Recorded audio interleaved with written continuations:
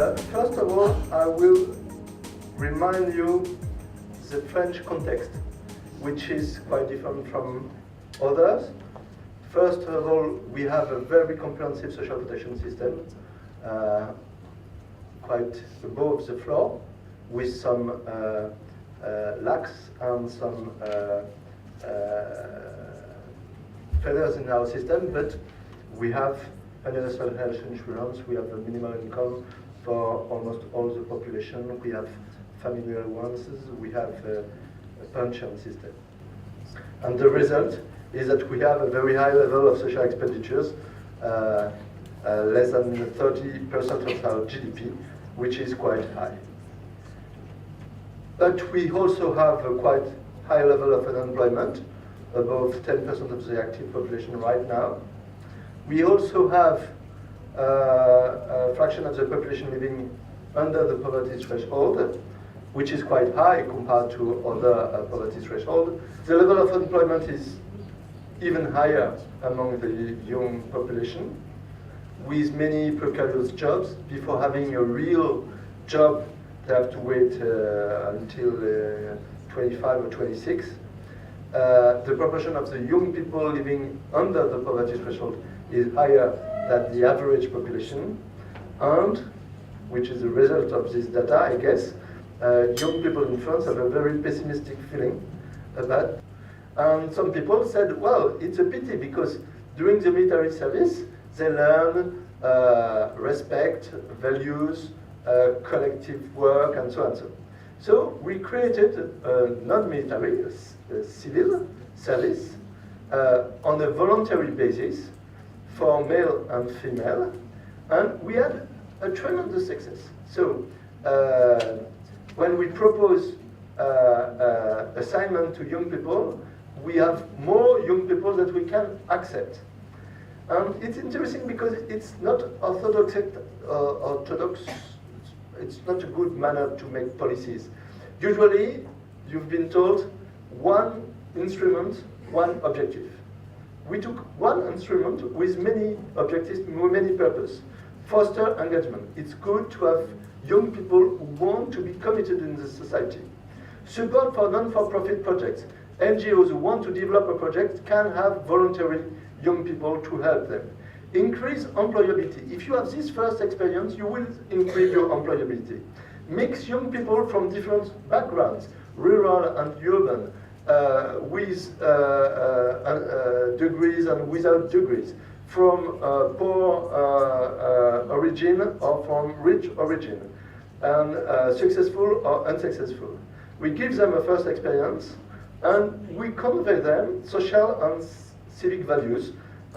We had measurements of that, and it's quite impressive.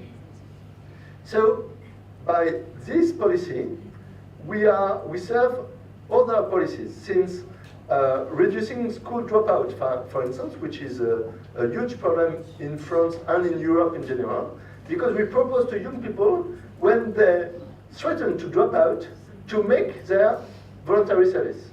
And they keep 1 foot at school, 2 days a week, they stay at school, and 3 days a week, they are doing their civic service. 2 minutes about the Revenu de Solidarité active, which is not translatable in any languages. In this case, we had one tool and two purposes. First was to improve the situation of the low-paid workers.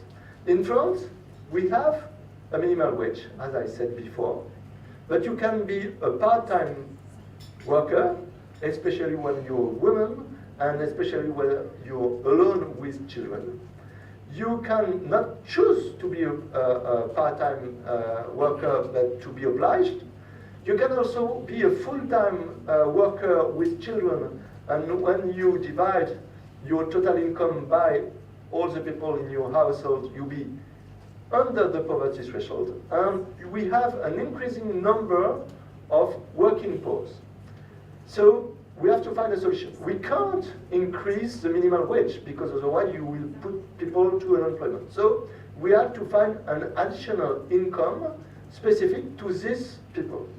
And we have the second goal, which make sure that people who go back to work can earn more money, to make work pay.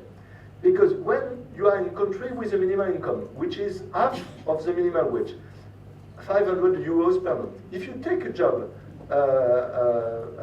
part-time job for 500 euros a month, you won't earn 1 euro more, but you will work. So it's very bad.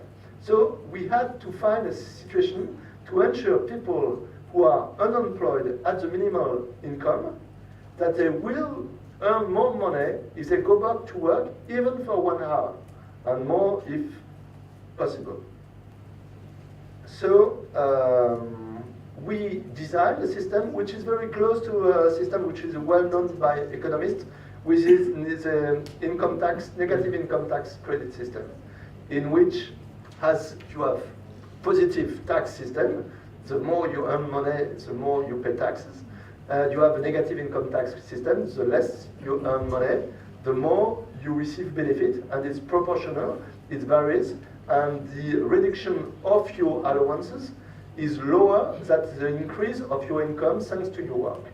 So we designed that with a barema which was proportional to the number of children and the level of wage, with a guarantee that if your wage increases by 100, your allowances will only be cut by 42.